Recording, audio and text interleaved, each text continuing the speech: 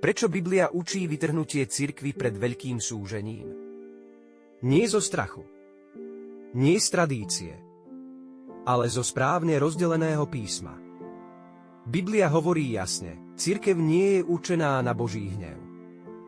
Boh nás neurčil na hnev, ale na spasenie. 1. Tesalonickým 5:9. Veľké súženie je nazvané časom súženia pre Jákoba, teda pre Izrael.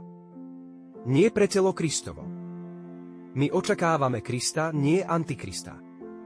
Jeho príchod je bezprostredný, môže sa stať kedykoľvek. V okamihu, v mihnutí oka. 1. Korinťanom 15:52. Vždy to tak Boh robil. Noach bol oddelený pred potopou. Lót bol vyvedený pred ohňom. A Božie slovo hovorí, niet odsúdenia tým, ktorí sú v Kristovi Ježišovi. Rimanom 8:1. Vytrhnutie je tajomstvo zjavené Pavlovi pre cirkev. Antikrist sa zjaví až po odchode cirkvi.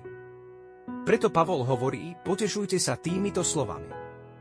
Vytrhnutie nie je strach. Je to blahoslavená nádej. Prečo pred súžením? Pretože to hovorí Biblia, treba len správne rozdeľovať slovo pravdy. Amen.